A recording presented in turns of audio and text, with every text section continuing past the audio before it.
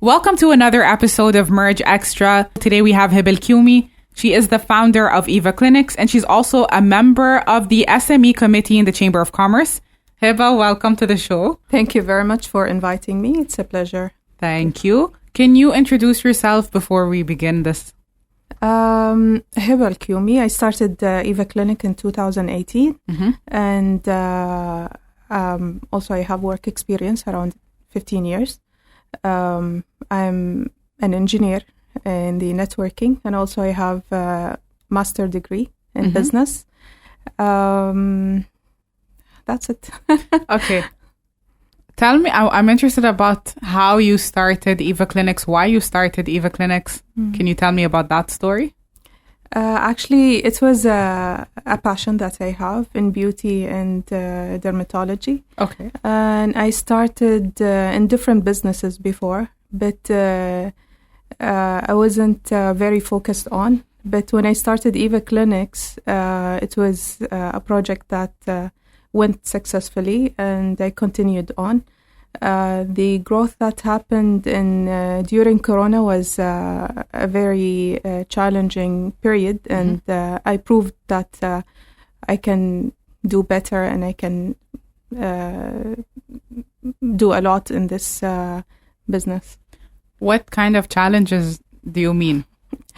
COVID challenges, like people were not able to go out of home, and we have faced a lot of guidelines that we need to follow, especially being a healthcare center. So a lot of guidelines been introduced to us, and we had to do a lot to comply. So that was a challenge, and also definitely there was a lot of financial challenge, especially that I started my business in 2018 and the COVID came directly after that. So it was a big challenge also to prove to the market that we can do better. And during that time, I left my job and I decided to be focused on the business. So having Eva Clinic as a main source of income to me and to my family was also a big challenge. Okay. How did you get past those challenges? Because you were a new business at the time. Yeah. I'm sure the profits weren't that high. And then to be hit by something like COVID directly after, I'm sure it hit your finances quite a bit. Yeah, it was a bit difficult. And during that time, I had a plan. Actually, before COVID, I already signed 2 agreements to open 2 new branches after my first branch, and I was pregnant and I was doing my master degree. It was my final year as well.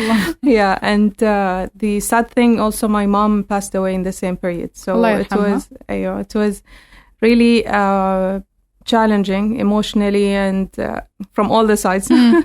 But I was really focused on doing everything and to be successful in all. So I had to manage the time, working 14 hours in a day, doing a lot of things, to self-motivate and to overcome. I've been through a lot of stressful time, but my family were around me and I could pass, alhamdulillah. Alhamdulillah. The growth of Eva Clinics, you mentioned, so after COVID, you got past that period and you also opened 2 new branches? Yeah, during COVID, we opened 2 new branches. It was in end of 2019 and beginning of 2020. So 6 months difference between the second branch and third branch. It was very challenging, but the nice thing, there was a lot of beauty centers closed at that time, and being a healthcare center also focused on beauty, so it was a good path for us. So all the focus and all the, everyone is everyone is looking for beauty services. They were going ahead with the clinics at that time instead of beauty centers. So it was a good opportunity for us to grow. So, and also the limitation of travel. Okay. So people were spending their money here in inside Oman. Okay. Yeah. So that was also a good opportunity. We were trying to convert the challenges into opportunities, and we were trying our best to prove. Okay. Now, you said you left your job to start this clinic. Yeah. How, did you feel fear when you did that? Well, were you sure this business would succeed? How did you feel taking a big step like that? It wasn't easy, definitely, but I had some milestones to achieve and some targets also, financial targets. So when there was 3 important things that I want to achieve in order to be ready to move out of work. Okay. Actually, I started my business and in parallel with working as well. Okay. And what I was looking for to be ready to open the second branch and to reach to a certain limit of income, or revenue per month, and then also the what else? So there was some targets that I want to achieve in order to move. So I could be able at that time to secure the same salary that I get. So I decided to leave, and especially with the because I was working in a company in Oman broadband, and at that time there was a lot of workload because we were providing fiber and everyone was home and online, so there was a lot of work pressure. Okay. And I was not able to balance between this that and Eva. Yeah, exactly. So I had to leave because if I don't leave at that time, it will be difficult for me to survive also in my business. Okay. And I already did a lot of investment there, and I reached to a level where Eva Clinic is well known, good brand, and the number of competition was not that a lot. Much. Okay. Yeah, so we were around 80 or 70 clinics only focused on dermatology at that time, and our clinic was very trendy. People were keeping eye on us, so I didn't want to lose that momentum. Exactly. Okay. So that's why I left my job. Okay. So you first made sure that you were receiving a similar or the same salary from Eva, or the same kind of income from Eva. Yeah. And then you left. Exactly. You secured that first. Yeah. I was trying to do some costing.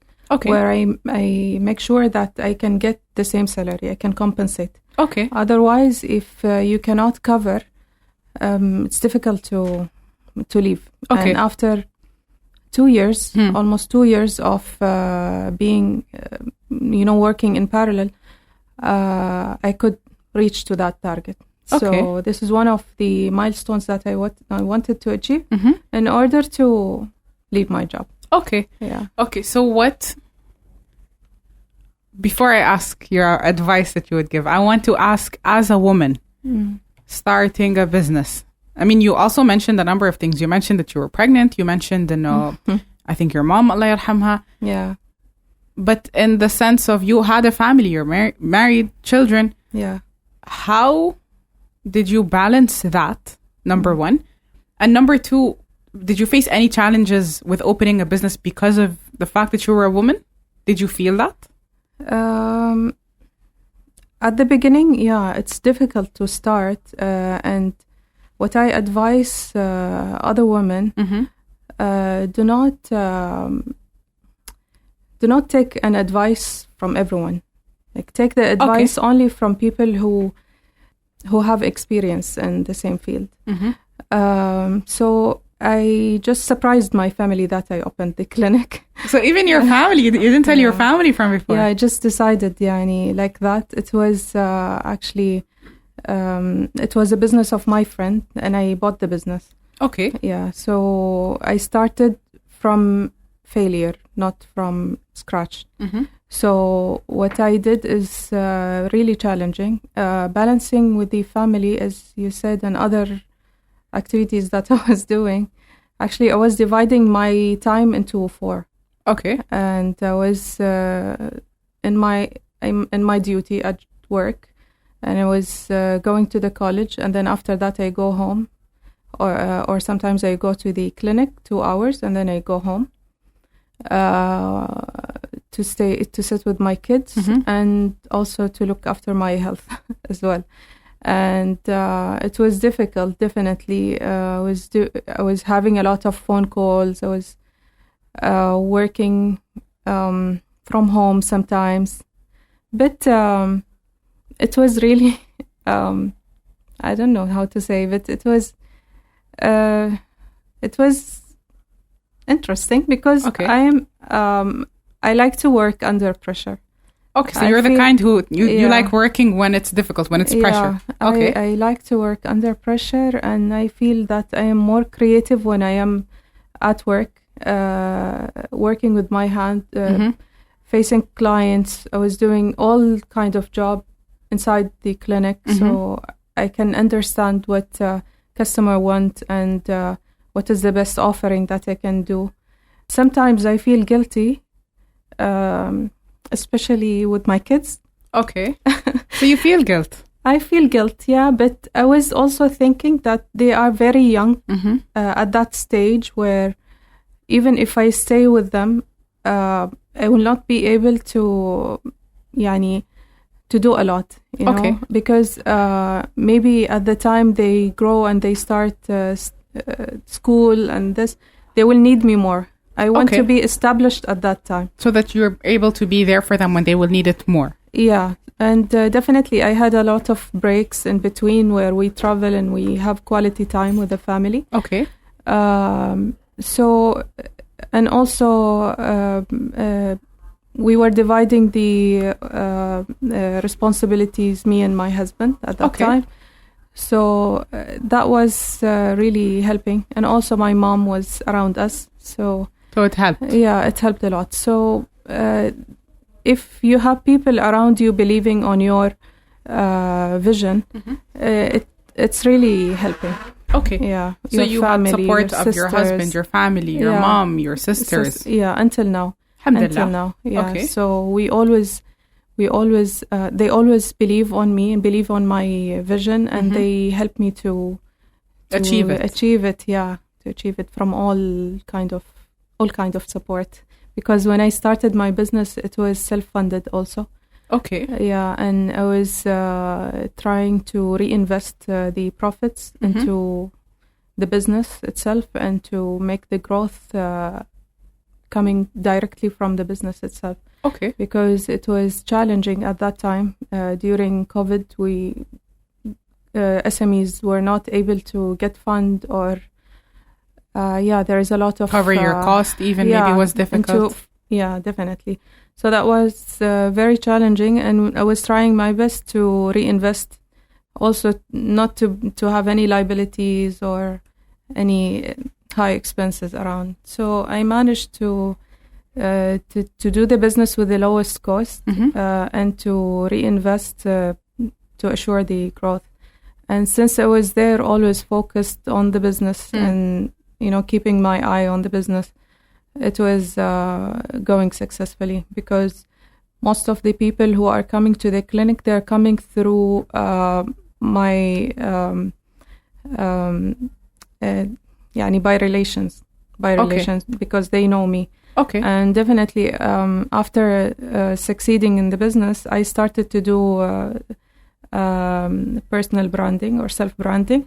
So I was going, I had to be on social media and to talk about myself, advising others, and to inspire also others into business and doing something for themselves. So this is also one of my main focus, to be with the community and to advise them always, and to support. And that's why also I am part of the SME committee as a member, and I'm doing this voluntarily to support other businesses, especially who have a lot of challenges these days. Okay, so you're a member of the SME committee, as you mentioned now. Yeah. Can you tell me what that role entails? Like, what kind of things do you do as a committee? As a committee member? We have regular meetings with the members. Okay.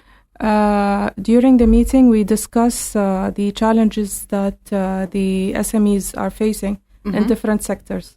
Okay. So we divided the members into different sectors to have the full focus into that sector. Okay. And then we come up with ideas and proposals to the top management and to the board members.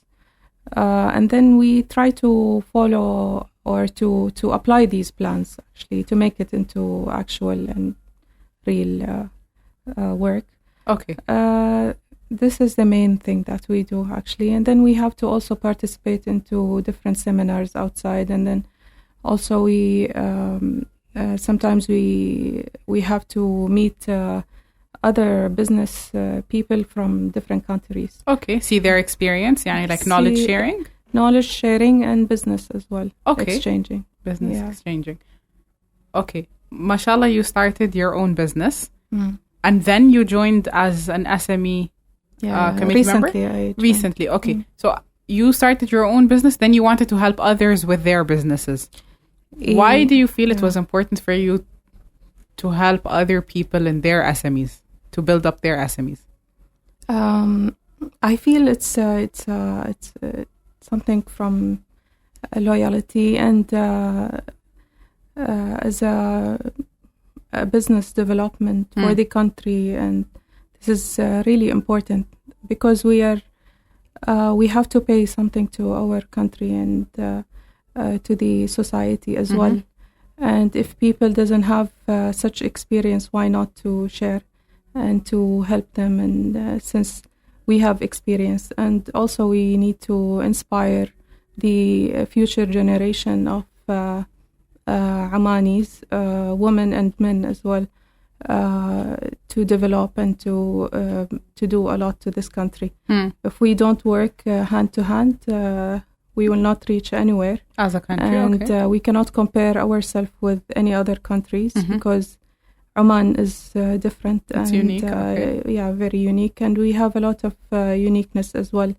For example, if we focus on tourism or health sector, there is a lot of opportunities around us, but I feel that SMEs still have the fear to start and to be confident, and sometimes they don't have enough knowledge to value their business and to manage sometimes.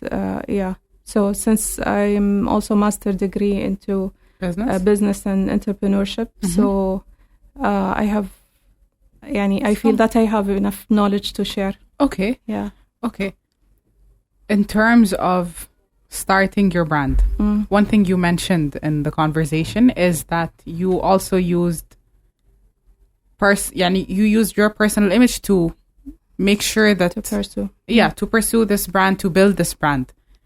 Many people are afraid of putting themselves out there in that sense. Exactly. Either it could be shy or many different reasons that people choose not to do that. Why do you feel it was important for you to do that? And why would you advise someone to do that when building up their business? It's very important. Even if you see the big brands like Microsoft or Amazon or Facebook, Apple, you will always see the founder and the CEO is presenting himself and even his lifestyle and everything about themselves, because they are leaders. Actually, they lead they want to they want people to believe in their product. They want people to the emotional side is very important. Okay. So that's why if you as a person representing your brand in a good way and representing yourself as well and you can influence people. If people love you, they will like also your brand. Yeah, and they will see what ethics you have, and what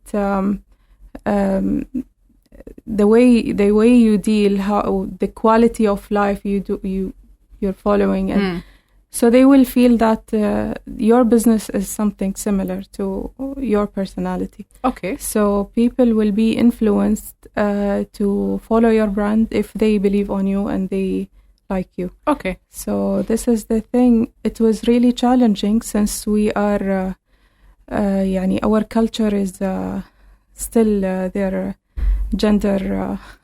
Yeah, there is definitely. Yeah, so it was a bit difficult to be there on spot, and especially with my family, because they see that they understand my vision, but people wouldn't understand. Okay. They will always look at the dark side. So I have to prove to my family and to the society that I am a good person, and I'm trying to influence everyone who is watching me in a good way. Yeah, in a positive way. So until now, I have that goal, image. Yeah, exactly, that goal inside me, and I always remind myself, and before I take any video or any before I post anything, I have to look at it like 3 and 4 times. Okay. And review. Yeah, and I have to ask people around me if this is good or bad, because sometimes from your side you see it's good, but from others it will be like different point opinion, of view. Okay. Yeah. So this is the mainly personal branding is very important and very crucial, especially these days, because there's a lot of businesses are similar to each other. But what makes it different is the person himself and his passion on doing something different and make it special and unique. Okay. Yeah. So that's one reason you would advise people to pursue personal branding, to not like separate themselves entirely from their business. No, for women and for men, they have both. to. Okay. Yeah, they have to present themselves, because no one can promote your brand better than you. Because you believe on your brand and you can develop it, and also being very close to the community and to the society is very important, because you can listen and hear and communicate and understand. And sometimes I get complaints, and sometimes I get compliments. So it's very important. Before I sleep, I have to review and read all the comments. Okay. Because every comment is important for me, because it represents myself as well. It's not only my brand.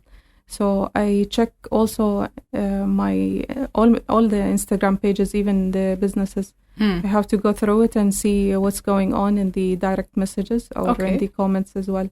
Though I have team focused on marketing, but still I need to do this.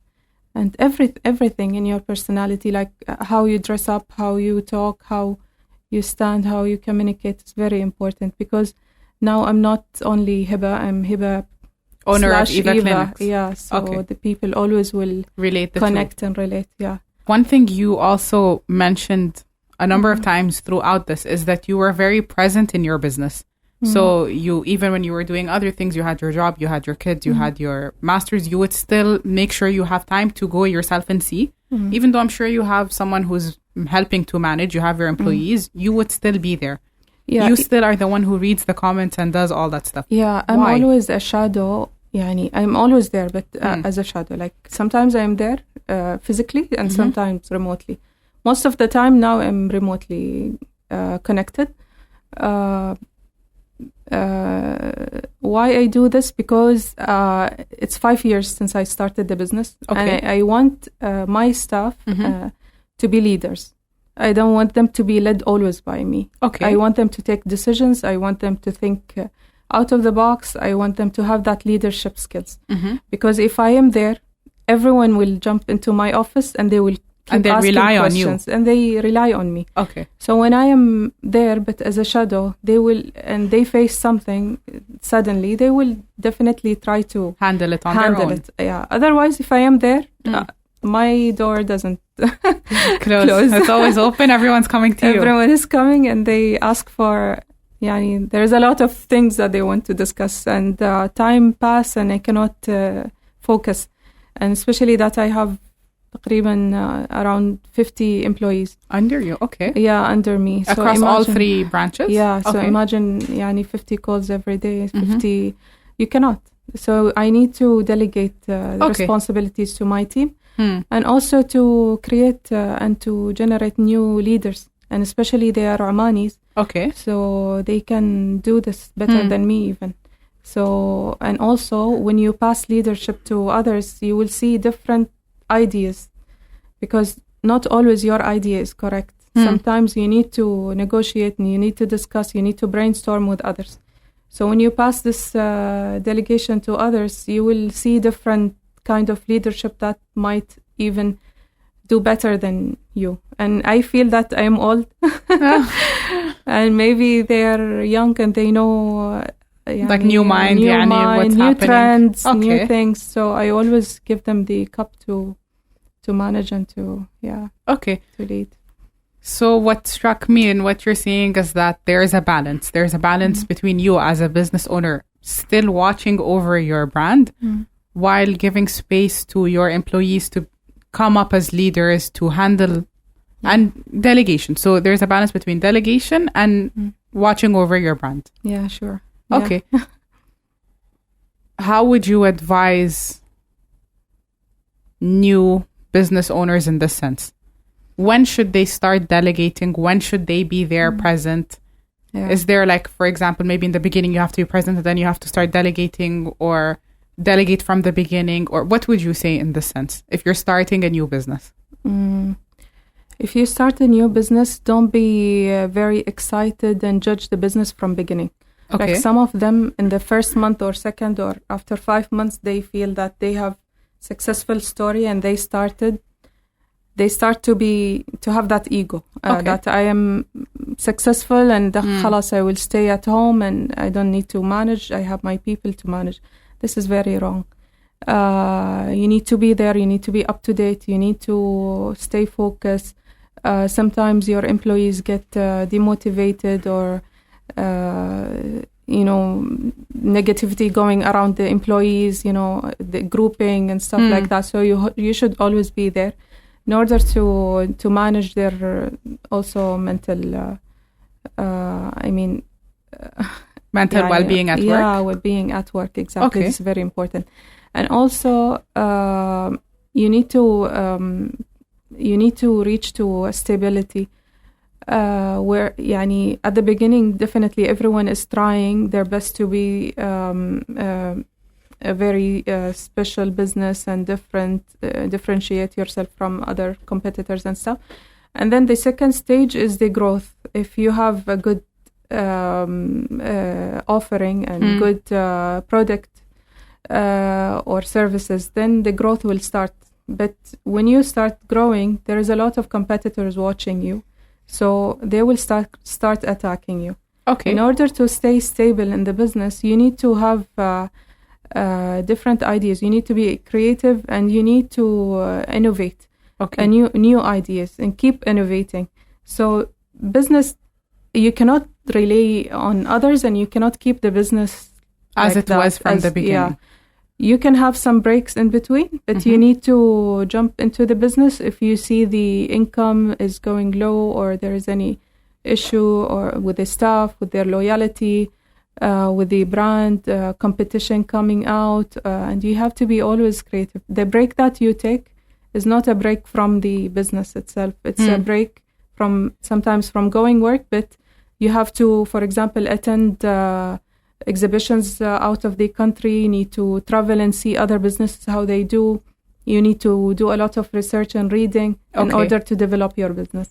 It's not a break at all. Okay. Yeah, so you always keep your eye open on what's going on and outside. Okay. Yeah, because if your business is not special and if you don't do also quality business and you don't introduce something new to the market, so other businesses will take your place. In order to be in the leadership position and to lead the market, you need to be always creative and you need to innovate. Okay. Yeah, without innovation, you cannot continue. And your business will start dying. Okay, and you said that comes also by looking at what other people are doing in the industry, going abroad, مثلا, seeing what's happening in there. So also like enhancing your knowledge as you go. Yeah, but never focus on the competitors who are in your country. Okay, why do you say that? Because if you focus, you will see your competitors are copying your business and copying your ideas. You will get demotivated and you will start thinking of firing back or doing something, revenge. Yeah. And this is very bad. Actually, I always say that we should complement, not compete. Nice. Yeah, so we should always exchange ideas together, and then if you want to succeed, means you need to be the first person who is, for example, launching new technology or new product or creative idea into marketing, but not to compete by copying others. So if you see someone copying your ideas, means they don't have any kind of innovation. So why you focus on them? You focus on the next idea better than losing your energy focusing on others. Okay. So that's my strategy, and I always tell my staff the same. We are a quality business. We are very innovative, and we should focus on this. And I want all my team to be task-oriented and to generate income. The more they focus into these two important targets, the more I appreciate their work. Otherwise, if you don't ask them every morning these two questions, like, have you finished your task?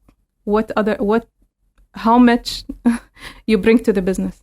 Okay. I want tangible always results. Okay. Yeah, because if you don't keep them every day focused on these two targets, they will always have issues and problems with each other. Okay. So if you want to compete into bringing something new to the company, not into competing for the positions and promotions and career growth. This is not important for me. So you've had to deal with different personalities as a business owner. Exactly. How do you do so diplomatically? It's not always easy. So I'm wondering how you're able to manage. We have to, mainly to listen less and work more. Okay. So focus on the work. Exactly. So even if someone is coming to me, for example, to my office and start complaining about other staff and trying to throw their issues to others or doing such things, actually, I don't really give focus, and I always follow facts, and I don't really investigate into such things because it's waste of time. Okay. I always focus on what they bring to the company. Okay. Tangible results, as exactly, you said. how loyal they are. Okay. And exactly, how creative they are. I always ask them, I always tell them, don't come with issues, come with the issue and the solution. Okay. Yeah, because if you come and tell me the issue, I will tell you go out of the office. I don't have time for that negotiating issue. If you are there in this on spot and you communicate with the client or with the supplier or whoever is there, you should be the most person who can come up with the result, the solution. Okay. If you really pay attention to your work and you know your task perfectly, so you know how to get a solution. Otherwise, means you are sleeping and then you just wake up and see the issue. So they have to go and investigate and focus a bit and then come back with a solution. Okay. And then I always tell them, come with options and let me decide, because I'm a decision maker. I'm not a person who will do this job for you. Okay. This is your job. So when you come to me, ask me for a decision, not for a solution. Okay. And do they do that? Yeah. Actually, it's been working. And I'm very time-oriented as well. Okay. Yeah. Like if I tell someone to do something, it has to finish on a time frame. Okay. Not to keep it tomorrow and day after, and then they keep giving excuses. Okay. Yeah. If someone is going out to finish something, I don't allow them to come back until they finish it with any with anything. Okay, so without excuses. You went to do something, you come back, that thing has to be done. Yeah, they have to finish it on time and without doing any drama. No drama. Save drama for your mom. This is a business that we're operating here. Yeah, actually, I don't have men in my company. Like all of them women, and women they're very static thinking, but always they have so many things to do.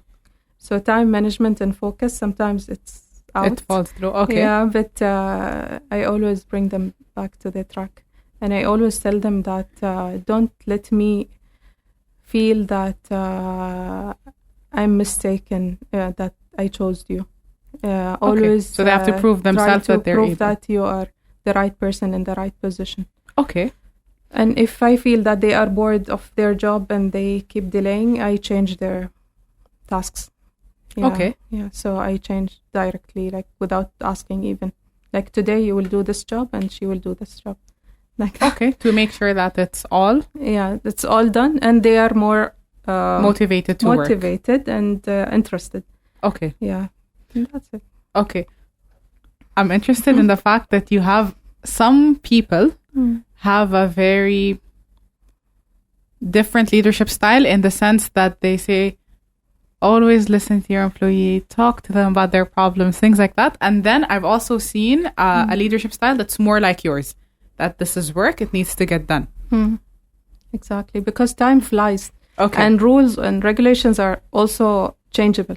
Like every time there is a new policies, new rules, and so we don't know.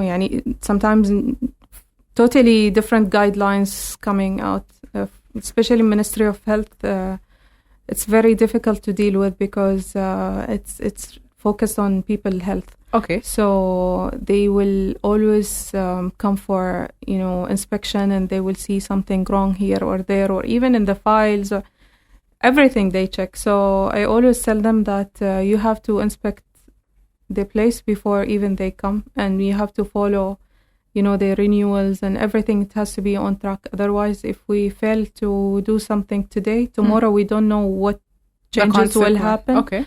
Yeah, and the consequences on the health of people. So our industry is a bit difficult. Okay. And it doesn't wait for us. So that's why we need to be focused and fast. Okay. So because of the fact that the health industry is what you're saying, it's more serious in the sense that you're dealing with people, their health, and strict inspections. When it comes to the employees, they also have to be strict with themselves, and you have to be strict with them in order to make sure that everything is up to par because of the seriousness of the industry. Yeah, but it become as a leadership style with me. Even if I open different business, you would still operate in the same way. Because I have started to diversify the business and open something different.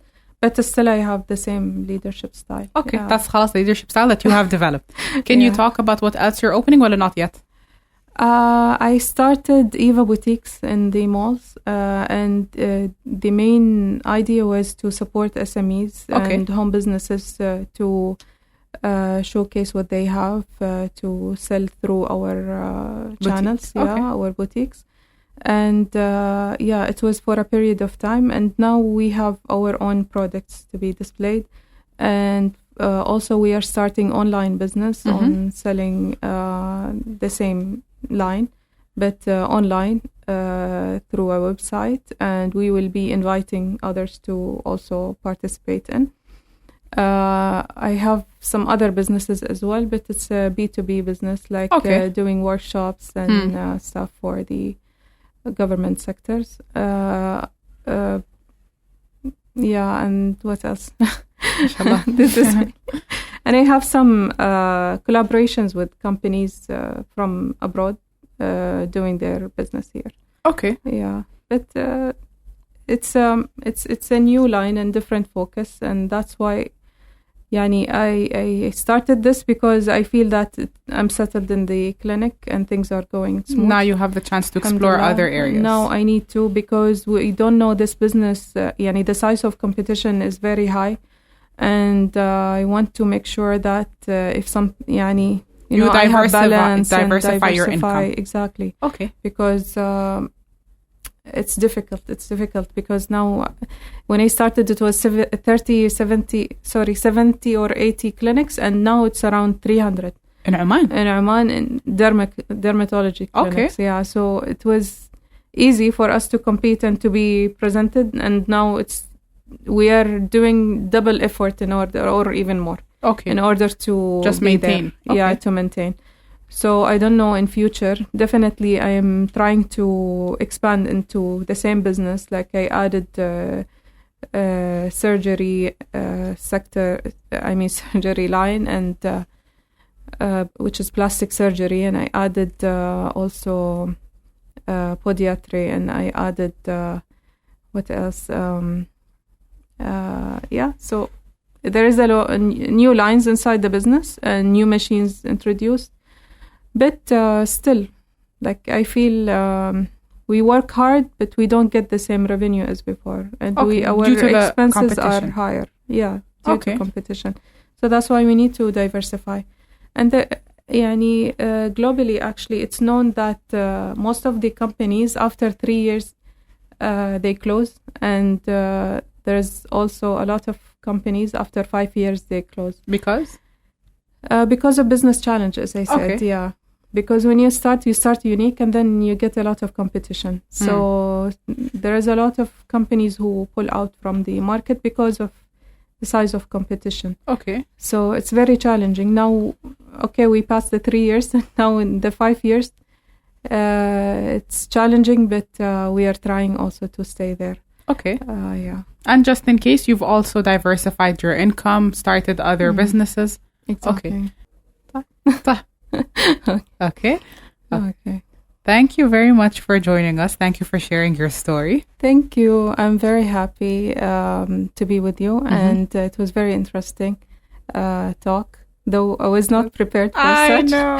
but I'm very glad to speak about myself and to remind myself and to be a story to inspire others as well.